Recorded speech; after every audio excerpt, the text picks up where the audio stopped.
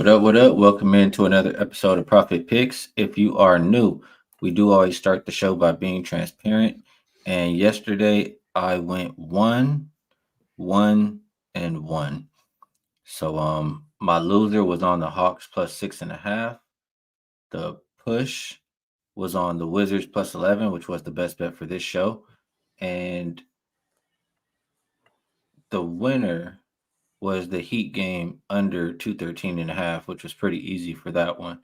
So try to do a little bit better here today. Mr. Rob Veno, great to have you back. How's the NBA been treating you, and how are you doing today? I am doing good. Good to be back, Skee. I had a 1-2 day yesterday, which wasn't as good as the run has been because the run's been incredible, all sports over the last 10 days or so. But last night, let's recap it. I had the only win was on the Oklahoma City Thunder team total over. They got over pretty easily. The loss in the NBA, and I guess it depends when you get it, but I'll go by closing line. OKC, Phoenix, I had over 240.5 personally. It closed 242. It landed 241. Therefore, depending upon when you got it, either win or lose, but I will count that as an L in college hoops. I missed the mark on the Iowa-Maryland game over the total. We had it over 151. The game landed 136. So 1-2 day, but it's been great, Skee. I have to tell you, it's been a great, great run. Last 7 days, all sports are 23-7. So it's been pretty good as of late. That is damn good. 23-7. I'll take it any day. I'll take it any week. And that's pretty close to what the chat did yesterday. Chat gave out some bangers. I'm always giving the chat credit and letting everybody know how good how good information and handicappers we have here. Best chat in the game went 23-8 yesterday. So shout out some of these winners. JB Brown was on the Suns. Raven Braun had OKC -8. Delbert Royce had a money line parlay of Detroit and Milwaukee. Siete Catorce also, he usually does a money line parlay. He did Phoenix and Houston. Tomorrow, he got a nice number. He had Wolves -10.5, and he also had the Warriors. Main A had Luka over 33.5 points, was the winner. Dante also had Luka over 33.5, along with Detroit, 2 winners there. JT with the Pistons, Damon B with the Suns. Let's see here. Eduardo Diaz, I know he had Houston -9.5 there. And I don't know why. I feel like I might have messed up there. Houston -9.5 did cover. Oh no, they did not cover. So I'm wrong. I graded that one incorrectly. I apologize. So 22-9 is not bad. 22-9 is not bad for the chat yesterday. Chris with Miami -4. The college team, they cashed. Boofer and Torres Smith both had OKC over. They cashed. Let's see. Nets Bets gave 2 winners yesterday with the Pistons and the Warriors. Real DJ had Dallas first quarter +0.5 and Bucks first quarter. Those were winners. Tim H had OKC, S. Warrior, another person with a good number on the Wolves -10.5. And then First Class Agency. I wish I did this for the show, but he took the Wizards first half +6.5. Came out with a winner instead of the push that I had on the full game. So nice work by everybody in the chat. They're still in here trying to guess the color of your shirt. I have a feeling nobody's going to get it today because I'm still looking here, Rob. And here's the problem with the guesses. I put a list in here once, like a few shows ago with Rob Veno, and there were very specific colors. And I'm looking at the guesses in the chat. They're not specific colors at all. It's just red, blue. And you're not going to get it that way. You should have been paying attention to the list. I might have to put the list in again for tomorrow. But nobody. I don't think we have one periwinkle. We're trying to get there. They're paying attention a little bit. There you go. But nobody got it, Rob. So I guess we'll just have to roll it over to tomorrow. And I'll put the list in the chat before the show tomorrow. What were you going to say, Rob? Perfect. I was going to say red. That's not even on the list. So it's going to be tough for me to show up in red. I don't think I own a red shirt, Skee. Honest to God, red is like the word that you use if you're losing money. And when you're in the black, you're positive. When you're in the red, you're losing. So I don't wear red. I don't want to be losing money. So I wear a lot of black, don't wear a lot of red. All right, fair enough. I figure we can talk today's NBA, and I guess tomorrow. Will you be here tomorrow, Rob? I can. It might be an in and out situation again. I still got to work that out because they do have me scheduled for 2 o'clock college hoops. But Okay. they tape and pre-record, so I'm going to see if I can get that straight with Robert. Well, maybe if we don't take too much time doing the NBA, we'll just do a quick little brief talk about the NFL for the weekend today. Mm-hmm. But let's start in rotation order like we always do. First game up will be 5:43, 5:44. Utah Jazz heading into Washington to face the Wizards. Opened up Jazz -6. They are now 7.5 point favorite. Total opened up 243.5, and it looks like 245.5. Injury report. I don't see anybody on there for the Jazz. And for the Wizards, Isaiah Livers, game time decision tonight. So this one, Washington didn't fire their coach. They just removed their head coach, and put him in the front office, I believe. So not really the same situation as yesterday with Milwaukee. Um, I wanted to look towards Utah here. They do have the rest advantage 1 day compared to 0. Utah has covered 7 of their last 9 games, and I just feel like it's more of a Utah spot. Am I thrilled to lay this kind of a number? I'm not. And I always talk about it's very hard for me to expect teams to win by double digits if they're not playing defense, and Utah's not playing defense right now. The 4th worst defensive rated team in the last 5 games. So I've gone back and forth with this one. I'll pass it over to you, Rob. I'm curious how you feel about the Jazz versus the Wizards. Well, I'm with you on that last thought because here, and again, I bring a lot of quotes to the show if I think they're meaningful, and I think this one is, and it comes from Utah head coach Will Hardy. Kind of alludes to what you were just saying, Skee. After their last game, here's what he had to say. The reality of tonight's game, the reality of our last 3 games is that we're just not playing hard enough. I think tonight was a culmination of us just not playing hard enough in the moment. They had 65 points in second chance and transition. To give up 35 points in transition on one night when you only have 8 turnovers is not very good.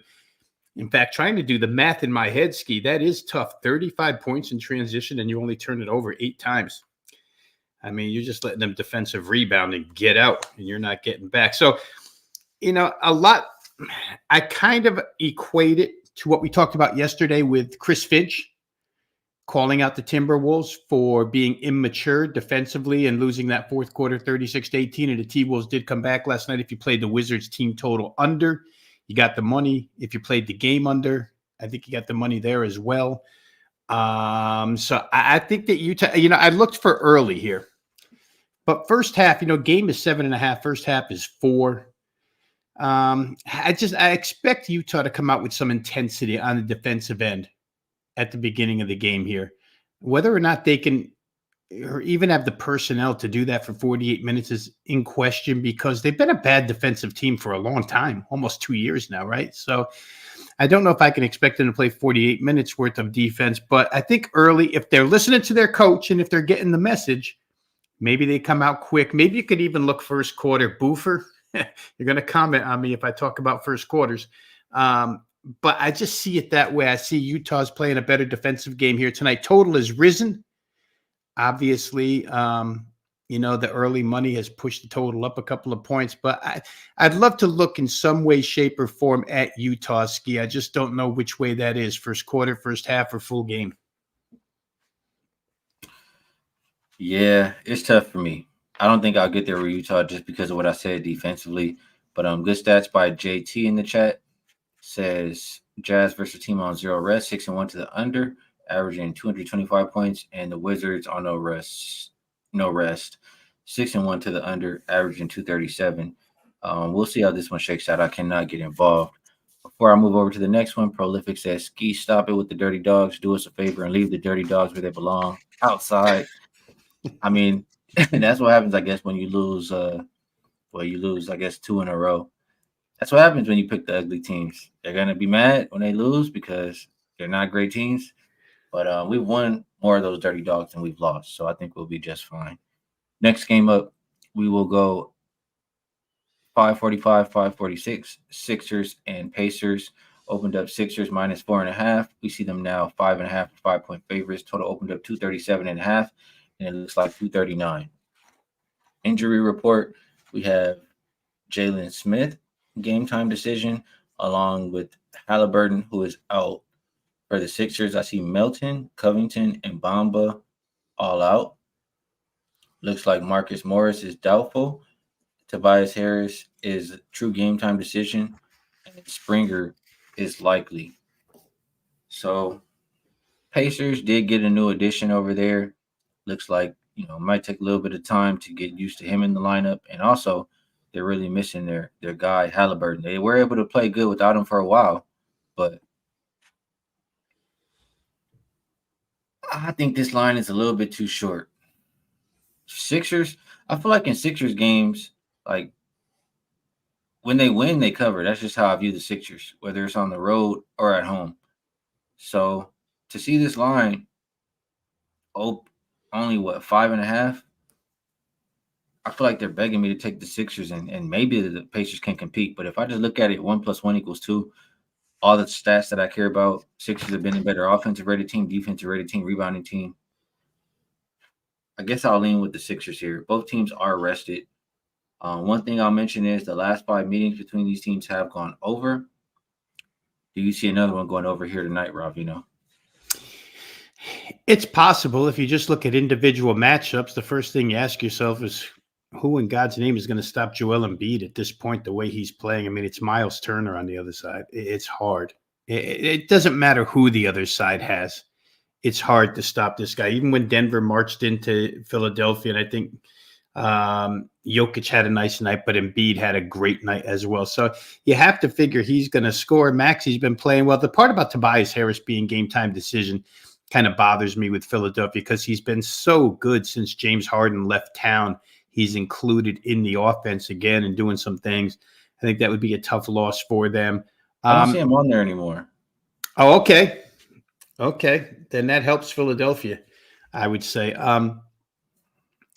The biggest thing for me, Skee, is the defensive difference between these two. When Philly wants to clamp down, they do. They haven't covered their last 2, even though Embiid has had big games, mainly because the opponent, I don't think, threatens them. When it's Charlotte and San Antonio, just go out and win the game. We don't have to cover big numbers. But Indiana is a legitimate team in the East, so I think Philly will play with motivation, with focus. I'm a little bit torn because I don't like the number here either way. Don't want to lay 5.5. Don't think it's enough to take with Indiana.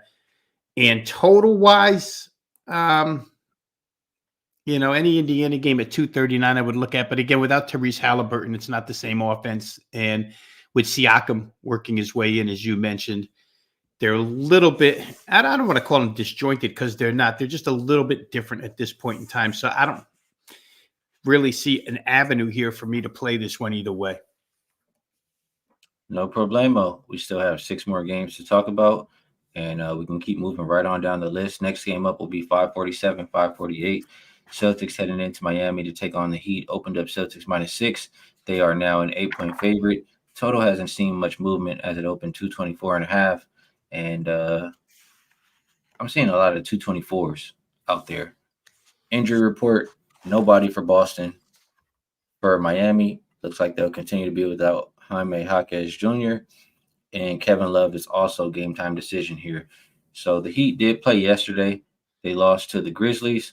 And that's a dirty dog who won yesterday. I just didn't.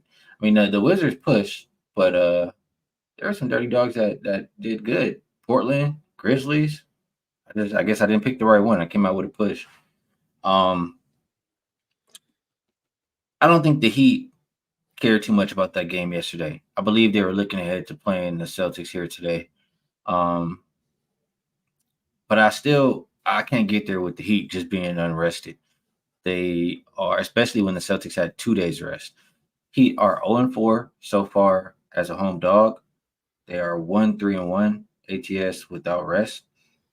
and they are 0-4-1 ATS their last 5 games. So just don't see a whole lot of reasons to back the Heat here. I would only look towards the Celtics as far as the total is concerned. I was considering the under here. You look at both of these teams' last 5 games. Heat are the second slowest in pace, and Celtics, I feel like they're the kind of team who can play. If you want to play up tempo, they'll play up tempo. You want to play slow, they'll play slow. Both teams bottom 10 offensive rated teams the last 5 games. Both teams top 5 defensive rated teams in that same span. You have the Celtics have gone under 5 in a row. Heat have gone under 7 in a row. And these teams have gone under 4 of the last 5 meetings. So, Veno, if I have to make a play here, I think the strongest way to look at it is the under. Would you agree? Well, you know me, it's hard to get me to any under. That's not to say I want over here. The way Miami's playing offense, Skee, and I mean, you talked about it a little bit, but how about 96, 87, 97, 96, 99? 5 of their last 7 games, they didn't even score 100. Terry Rozier came off the bench last night, goes 3 for 9. Will his performance be better here tonight? Probably. I mean, as games go by, Rozier's going to get a little bit better, more acclimated to the team. But they're just a mess offensively right now. And generally speaking, on these back-to-back days with Miami, you would see rest out of one or maybe more players that are starters. So to your point, since I don't see any of them on the injury list, I would agree that they're focused on this game. They want to play this one and see probably where they stand right now in the East. I think you get 100% effort out of them. This line jumped from 6 all the way to 8. I just think that point spread's a little bit too high for me to play Boston. However, looking at Miami's recent games, it's hard to play them the way they're playing on offense.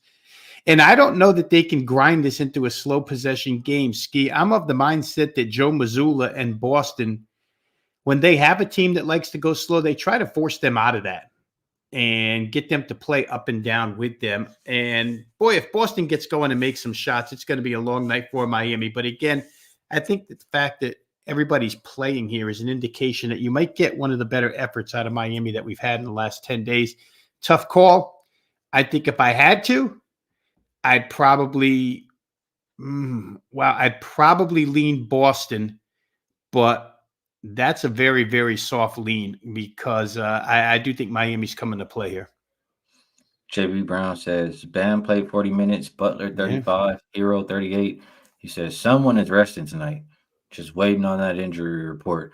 So I could agree with that. I can see that definitely happening today. We'll see if it does by tip-off. Next game up, we have 549, 550, Denver Nuggets heading into New York to take on the Knicks. Opened up Nuggets -2. They're a 2.5-point favorite. Total opened up 225.5, and it looks like a consensus of 222. For the injury report, Reggie Jackson is game time decision.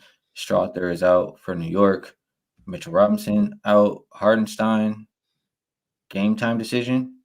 We have Dwayne Washington, probable, and Jacob Toppin, also probable. So I was looking at this game mostly from a total perspective. I think the side is a little bit difficult for me, but both teams playing really slow lately, 28th and 25th in pace last 5 games. That's really what I'm looking at here. And we know about the Knicks ever since they made the trade. They've been playing a lot more defense. A lot of their games have been going under, and they've been playing good against the spread. I have them under their last 6 games and covering 9 of their last 12. And Denver's also gone under in 3 straight. So I just think the pace that this game will be played at, along with the defense from New York, mostly can keep it under. The under is also 14-9-1 on the road for Denver. If I had to pick a side, I would probably grab the points with New York because I feel like they're playing the better defense lately, and they're at home. So lean New York, like the under a little bit more here. How do you feel about it, Rob?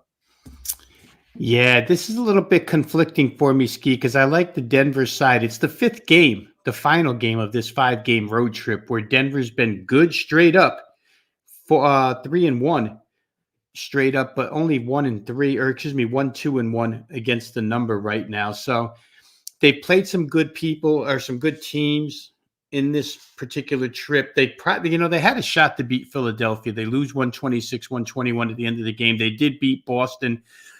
And I think their mindset on this trip was to try and come out and dominate this East Coast road trip. We'll see if it's too much fatigue for them to be in the 5th game of the road trip. But again, they had a day of rest.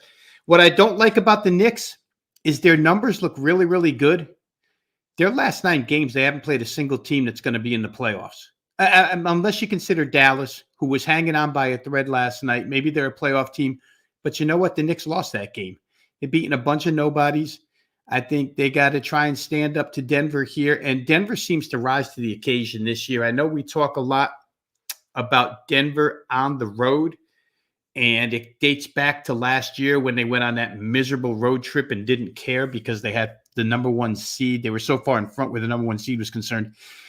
I think they come to play here, and I think they're better than the Knicks, honestly. I think they're deeper.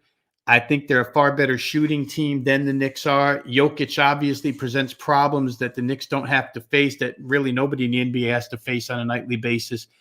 So I think I would side with Denver based on the softness of the Knicks' schedule. I just don't know if their numbers as of late are really that good or if it's just a product of the schedule, where I know that Denver, after watching them play Boston and Philly, 2 teams better than New York, they look really good right now. So I think I'd lay the short price with Denver. And that makes sense to me. You said something that rang a bell, and I'm typing it in here really quick.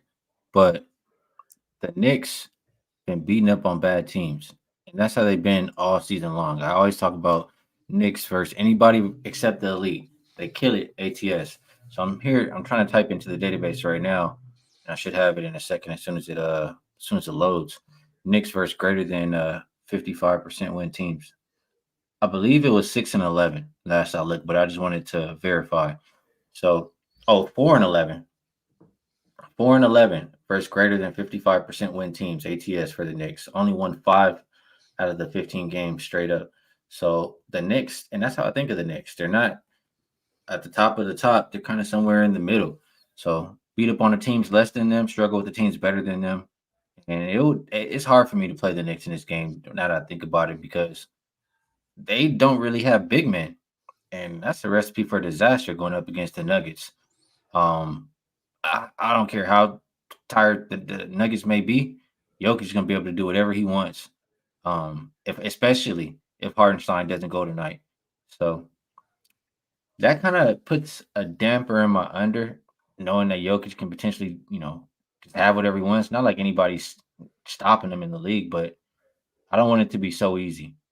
So I don't know. That's killing my look a little bit. I really wanted to get there with the under, Rob. Any last thoughts? Yeah, real quick, something I put in my write-up when I did this game for Wagertalk was Julius Randle is a big part of that offense.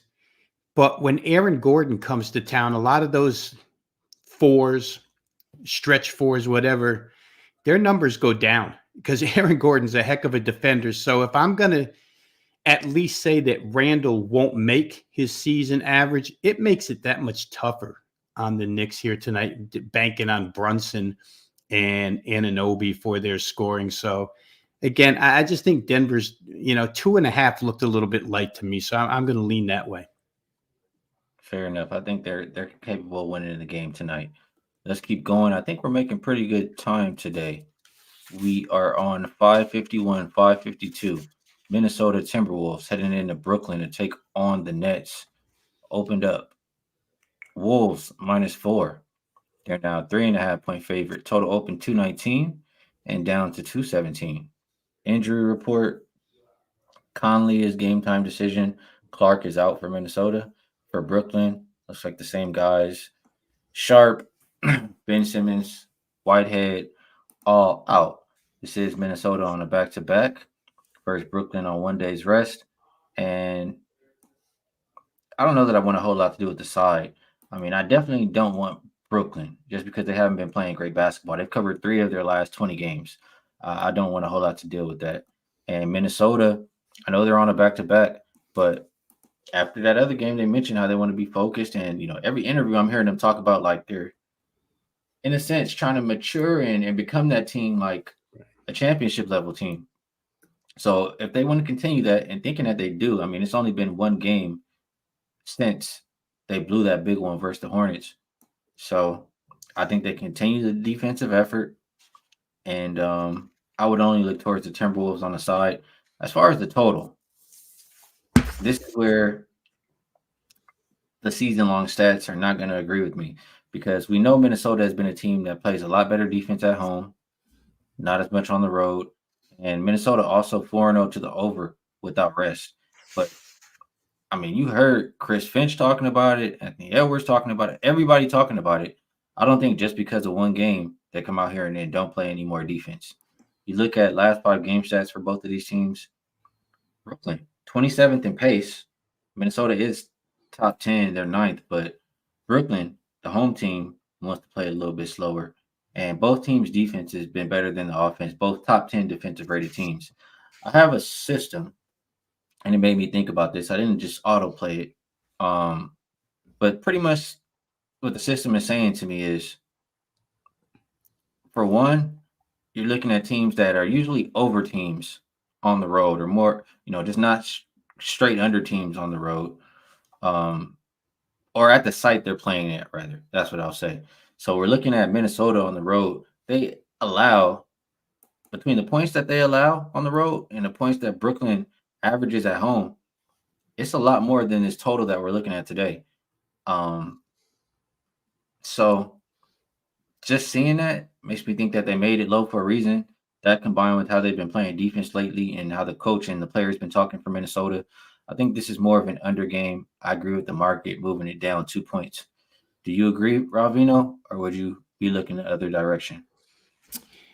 Well, I didn't look either way with total, but I did look at Minnesota Skee. Just from the first thing I had to do was check the injury list to see if anybody's going to rest. And when you look at minutes from last night, the minutes weren't extensive for Minnesota. Real quick, to the point of Minnesota wanting to mature. We talked about that yesterday on Wagertalk, today's NBA tip-off. Karl Anthony Towns even said it.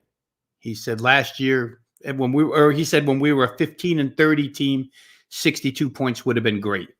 But we're not a 15-30 team anymore. We're number 1 seed in the West, and we got to start playing like it. And so last night, when push came to shove, these guys were losing at halftime. And then third quarter, they held Washington to 19 points. And that was the difference maker. They went out and played D with the starting unit in the third and won that game fairly easily. So the reason why I'm saying I checked the injury report is because I don't want big guys resting here. The Nets have no bigs. This is probably the biggest front line in the NBA. Towns and Gobert and Naz Reid behind that. They just have way too much size for the Nets. So I think from a fundamental matchup standpoint, this is a breeze for Minnesota if they come back and play more defense again tonight. I'm absolutely in your corner there in the thought process that I don't think they just walk out one night, play defense, and forget about it. This is a team that's got aspirations now, and the mindset has changed a little bit. And the Nets have been just lousy. You pointed out their numbers against the spread or straight up. They've been a lousy basketball team.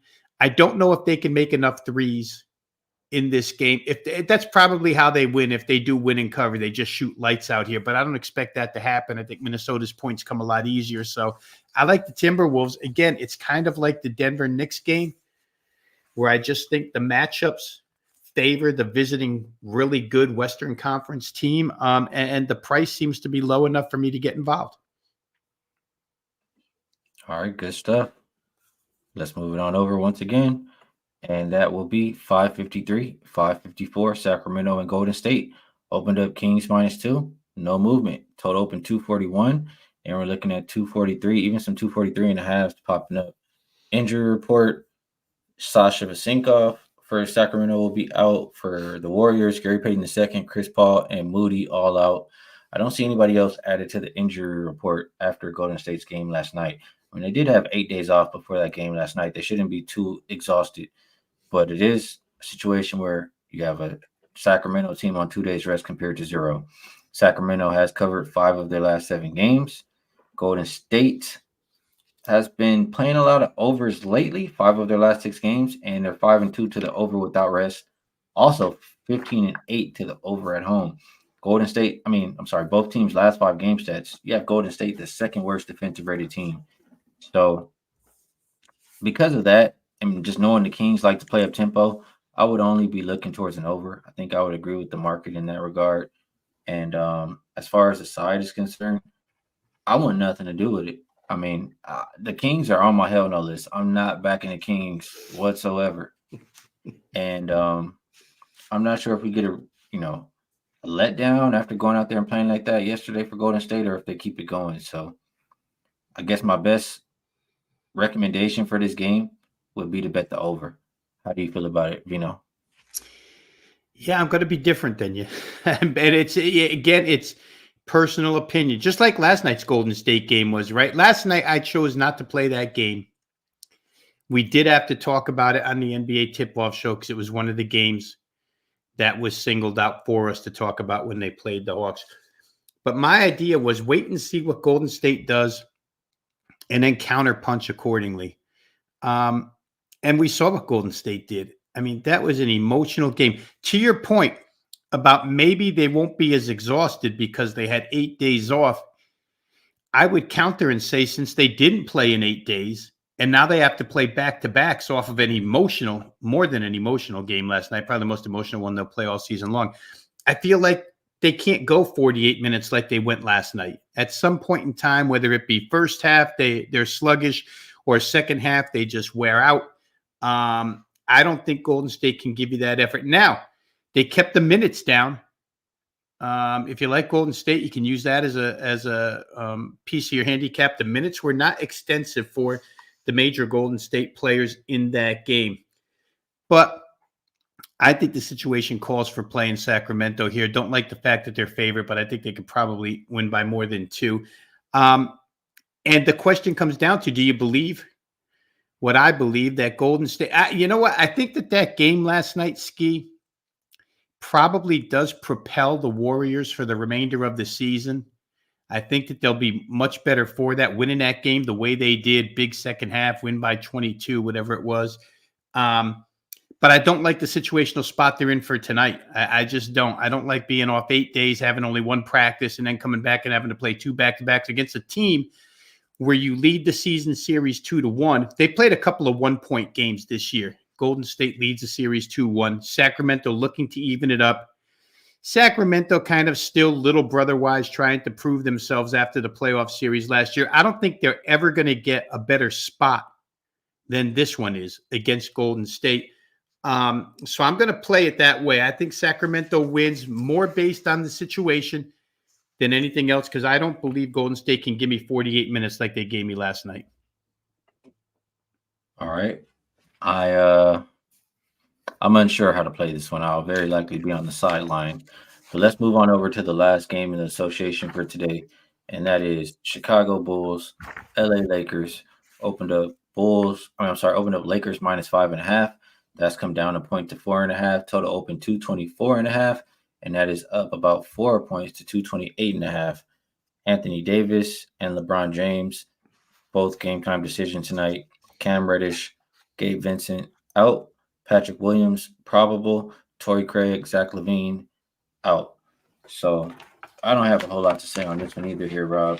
I don't want to be laying with the Lakers right now. They haven't been playing consistent, haven't been playing their best basketball, however you want to say, and only covered 4 of their last 12. Bulls have covered 6 of their last 9. They're playing great defense, and they have the rest advantage here. So why should I even look away from the Bulls in this matchup? I can't. Can you? Well, I'd like to single out the Bulls. I did last game with them, and I just, I like, again, it's repetitive, but what Billy Donovan said 7 weeks ago, and I played their team total the other night over 111.5. They got to, or 110.5, excuse me. They got to 113. They cashed. Tonight, they opened at 109.5, and money got there quick and ran it all the way up to 112. And I think people are seeing in the Bulls the same thing I'm seeing, whether or not they're winning games or whatever. Their offense has produced more points. The Lakers are playing zero defense, right? Their last 3 games, the game totals are 242, 243, 244. They gave up 130, 127, and 110.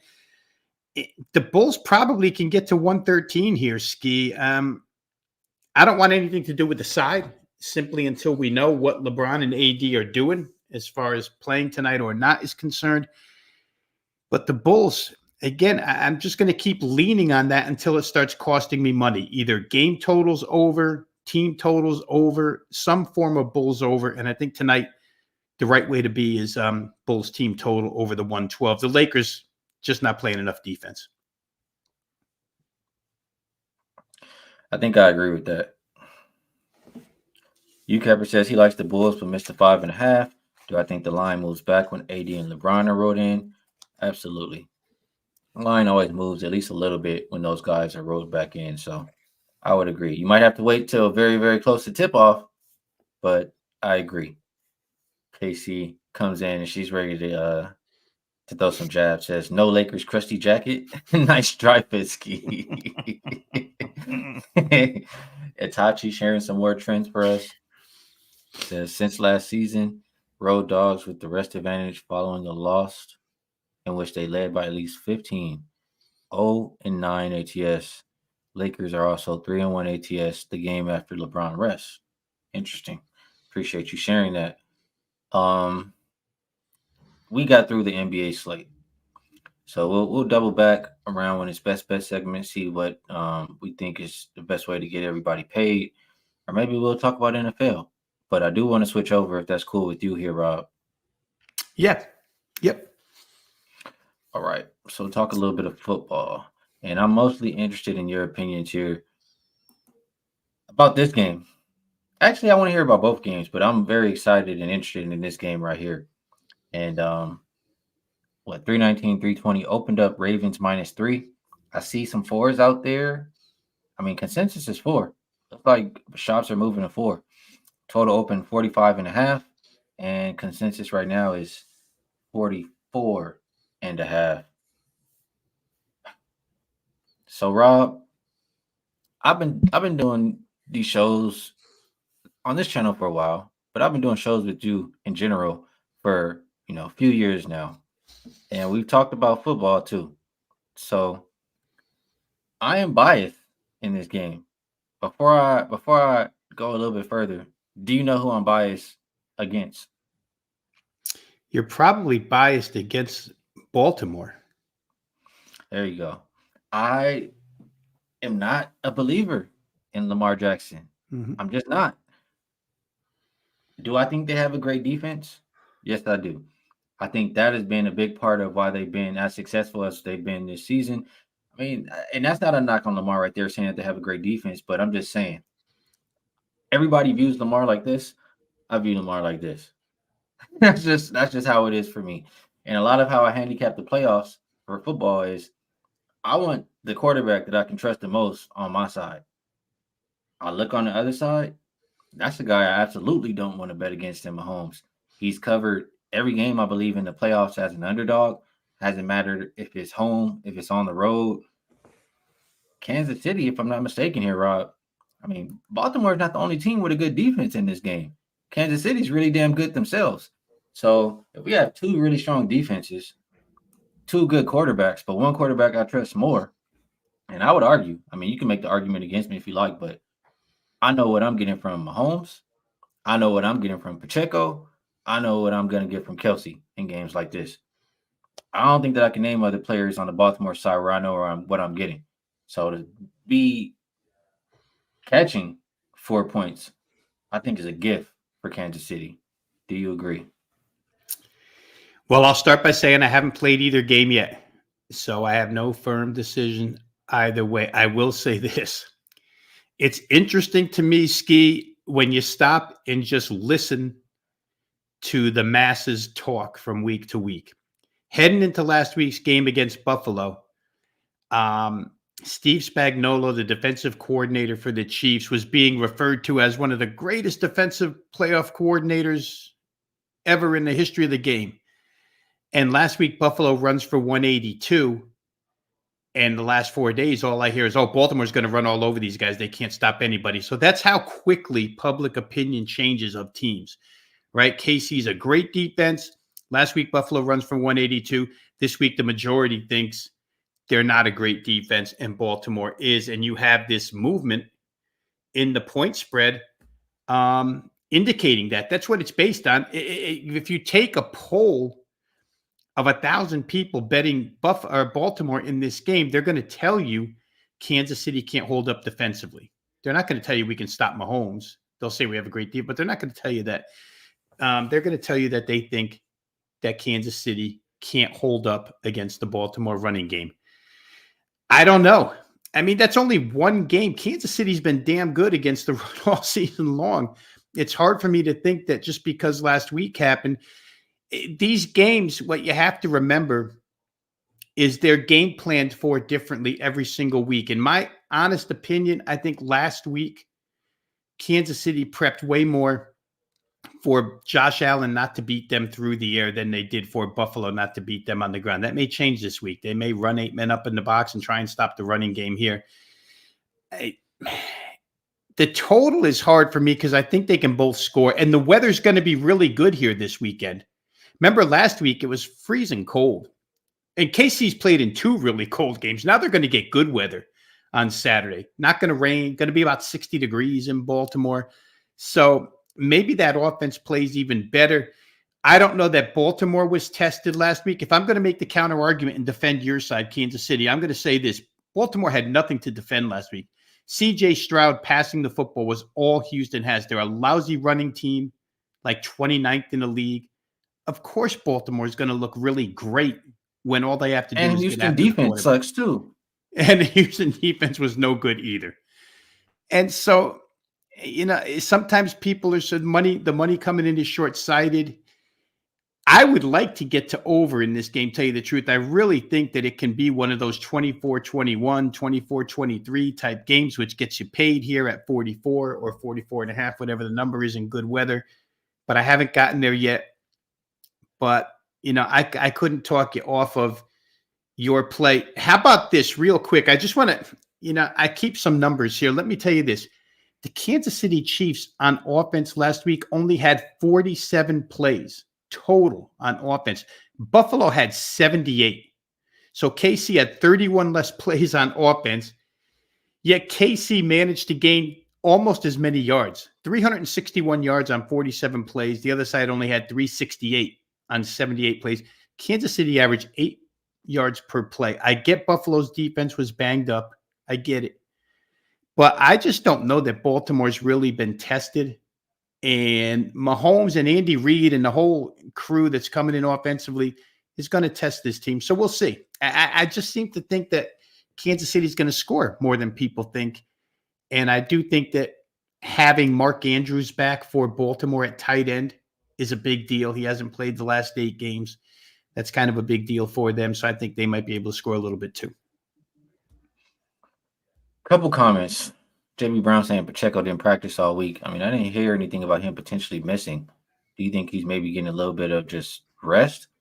Or do you think he's in danger of missing the game? No, that's generally what they'll do with guys that have something minor. And I think Pacheco, you just rest him. You want him to play Sunday.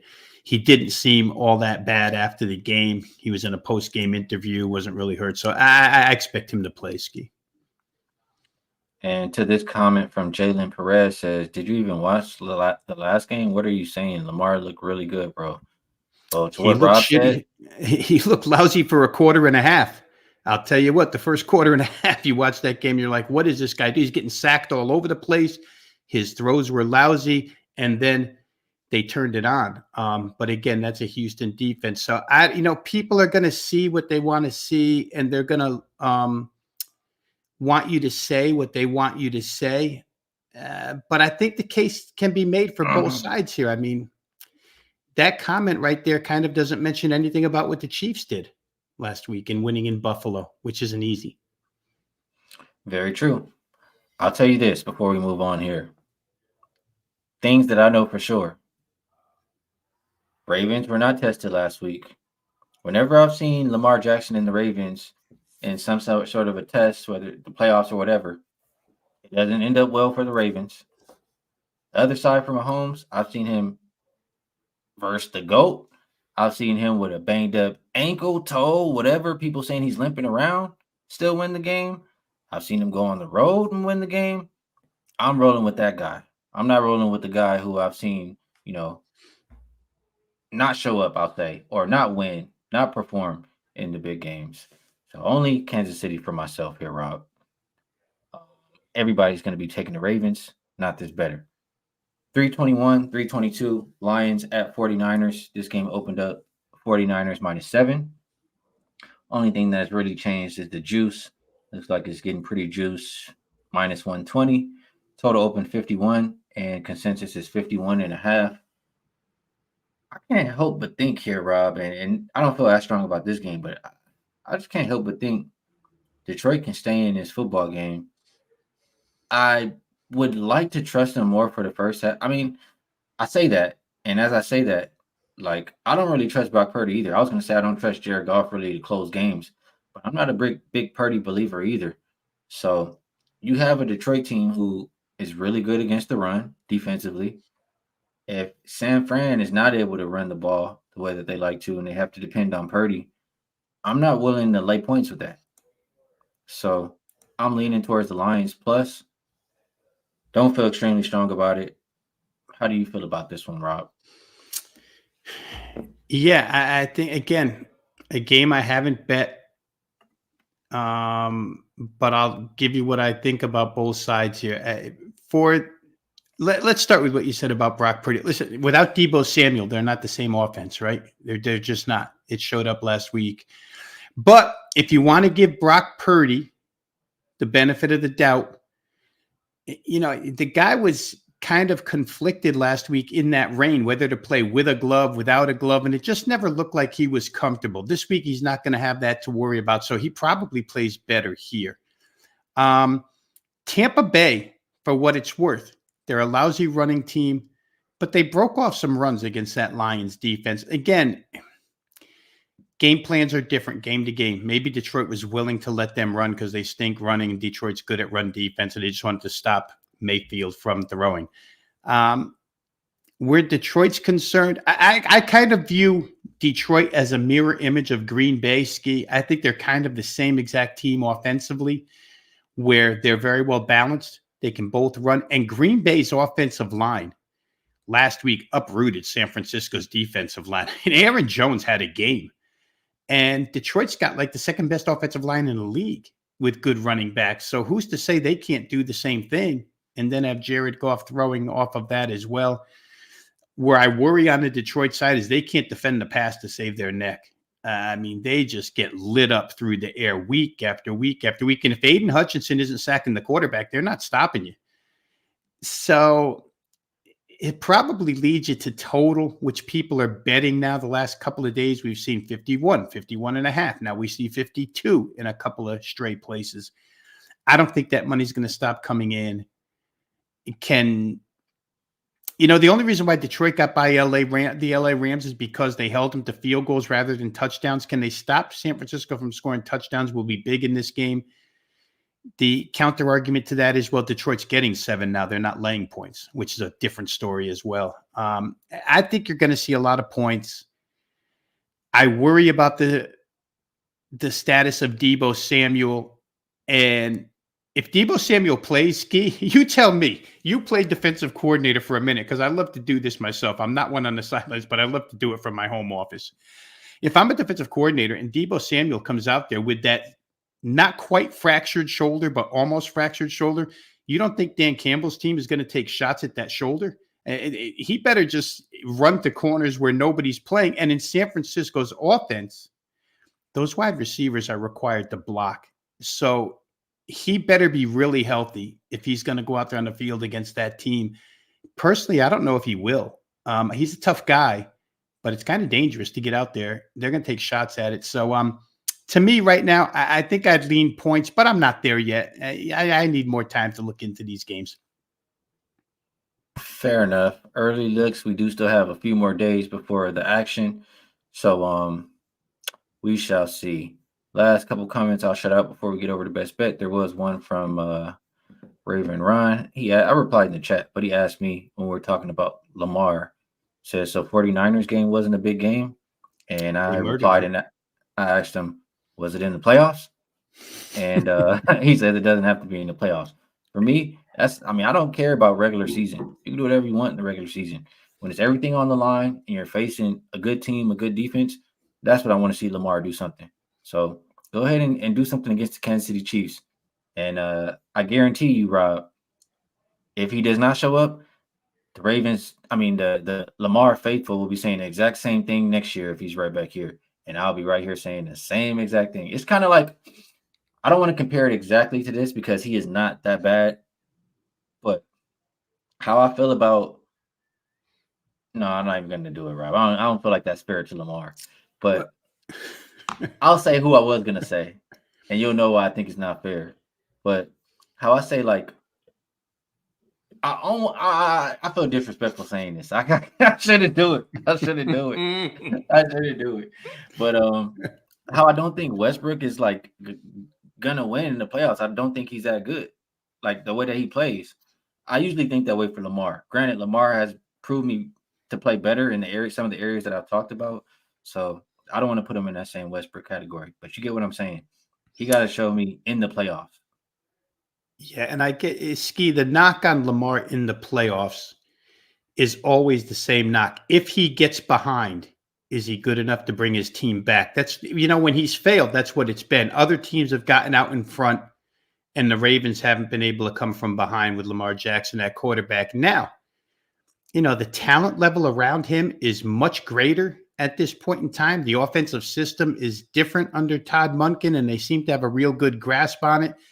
And as I mentioned, he's got Mark Andrews back. So maybe he can climb over. If KC gets up 10-0, 14-0, something like that, you probably have more faith this year that Lamar Jackson could bring the team back. But until he does it, the guys like you that say playoff Lamar, I'm not there yet because I've seen too much go wrong. If he doesn't do it again, if he gets behind, he doesn't do it again, then those things stick with quarterbacks. When you and I, we could sit here and list off 6 quarterbacks in the NFL and talk about what the continued negative criticism of that guy is. In the playoffs, that's the criticism of Lamar Jackson. And you have to, you can't just think 100% that Baltimore is going to race off to a touchdown lead, get the ball 7-0 Baltimore and KC. You have faith Patrick Mahomes could bring you back. Do you have that same faith that Lamar Jackson can bring you back? I think that's the knock in the playoffs. And one more thing too here, Rob. I wish I would have saved the comment because I just saw it here a second ago. Here's one: Lamar is the MVP. Show some respect. And there was another one saying that Lamar is different this year. He's better this year, etc. Let me ask you, Rob. Wasn't Josh Allen looking pretty good down the stretch of that regular season? Wasn't he looking, pretty damn good versus everybody? And he showed up versus Kansas City, and what happened? I don't care about the regular season. That is not the playoffs. Until he does it, like you said, it's going to be the same, I don't know the correct word, same stench on his record, I guess I'll say, for lack of better terms. So, yes, football is a team sport, but there's one position that is more important than all of the rest. And that's who's going to be getting my money. That's what I'll say. And I would say even more than that, football's a matchup sport, and every matchup is different. And so, when you start breaking these things down, it does become a little different. To all these guys, let me just say real quick here, Skee, that this is not a Baltimore Ravens hate session. That's not what this has been about. The chat seems to be taking it personal here if you say anything that might be a concern on this Sunday. But if you're betting KC, then that's what you're looking at. Where is Baltimore weaker? And I don't think anybody, including myself, is going to say that Lamar Jackson cannot. And again, I hate saying Lamar Jackson because whoever just said it's a team sport, I firmly believe it's always a team sport. The teams win and lose. Quarterbacks really don't win and lose. Can he come through this year? I already said he's got more weaponry. They've got a better offense. He's looked better. Of course they can.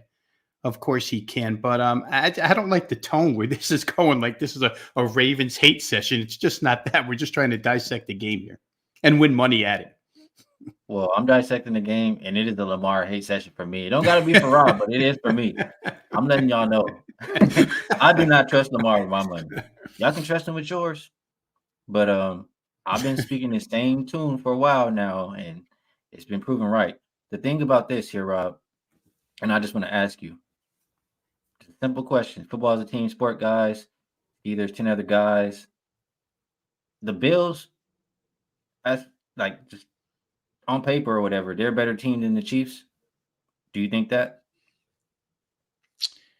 Well, all things being equal, they're probably equal. Last week, it wasn't that way. I mean, Buffalo was way too banged up defensively to say that they were the Chiefs equal last week. They just weren't. Personnel-wise, the Chiefs were the better team heading in. I think that's why they attracted some money. And to that, again, Stephon Diggs did fail as quarterback. There's no question he failed Josh Allen. What does Stephon Diggs do every year? Yeah, well, and 16. Oh God, I'm missing Trent Sherfield. He failed his quarterback. So, but again, it's all coming full circle back to your point, Skee. Patrick Mahomes wins these games. The one game he didn't was that Super Bowl where they had 3/5 of their offensive line on the injured list, and Tampa Bay absolutely destroyed Patrick Mahomes that day and made him look human. But when you're betting money, I can understand the point. Listen, this guy makes me money all the time. Why shouldn't I go back to that well?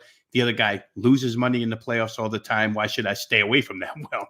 I get that. For where that's concerned, it's A plus B equals C. So I guess you're taking us to quarterback logic school today with that one. You know, this reminds me a lot of, I don't know, maybe last week more than this week, but I just feel like guys really do not like Mahomes. Guys want to find any reason they can to bet against Mahomes. Similar to like how guys didn't like Brady and they want to find any reason to bet against Brady just because they do not like him because he always beats their team or whatever the case may be. That's kind of how I feel. So we'll see how it shakes out. Now it's worse because Taylor Swift is at every game and people can't stand Taylor Swift now. So it's worse for the Chiefs. Man, I hear Taylor Swift. Man, this AI stuff is getting crazy, man. I ain't even going to get into it, but I've been seeing some crazy pictures of Taylor Swift with this AI stuff. AI is going to start getting people in some trouble. That's all I'll say. It's going to start getting people in some trouble. All right. I feel like we had a really good show here, Rob. We've been on for almost an hour. So it is about that time where we get to the best segment. So before I ask you if there's anything or, what's the best way to get paid, do you also have something that you would like to promote for the show? Yeah, what we'll promote here real quick again is the website that we work for, Skee, Wagertalk.com. For those of you who enjoy these video shows like Skee does for you every day, where you break down games, you get a little help with your handicap, maybe helps you get to the window. Wager Talk's doing those every single day, 6 days a week. And now, I mean, the shows over there just keep multiplying. And I feel like there's more shows over there now more than ever. They've extended to Saturday morning. They've extended to weeknights. Whatever you want covered, NBA, NHL, college hoops, NFL. That's what's going on currently. Go ahead and visit wagertalk.com. If you're not currently a member, just drop your email address.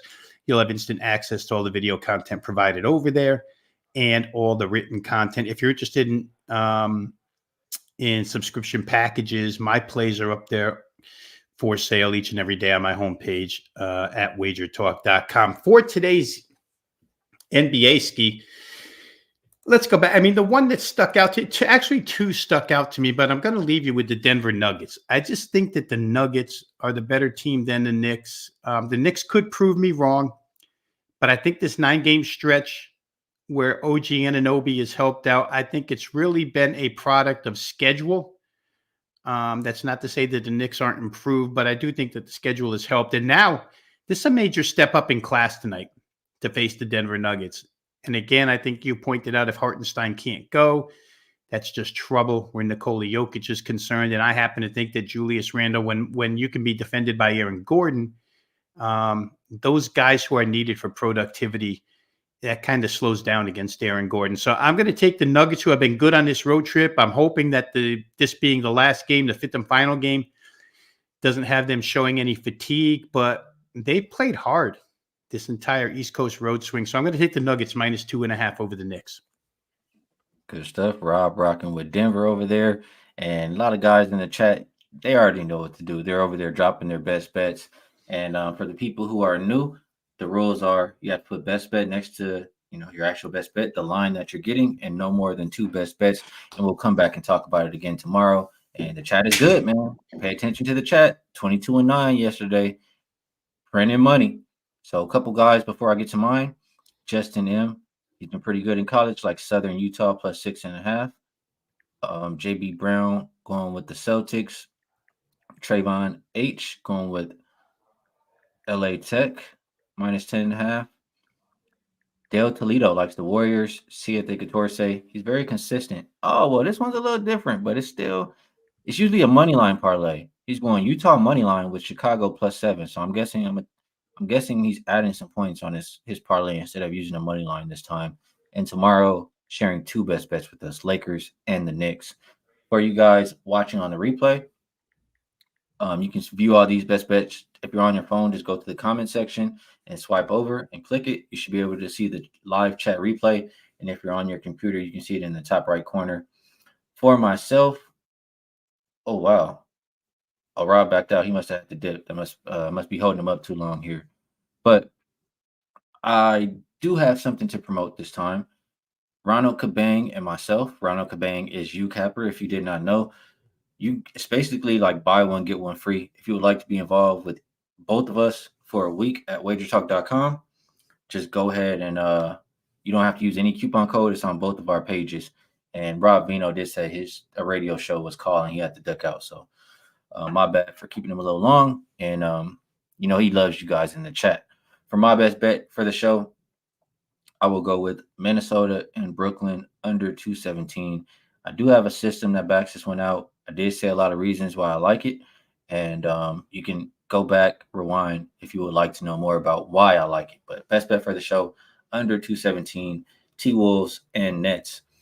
So appreciate you guys in the chat. Like I always say, best chat in the game. Best of luck if you tail. Good luck on all of your action. I will be live again with Wham Bam, Dutch, and Babano at 1 p.m. Pacific Standard Time. And I'll catch y'all then. Peace.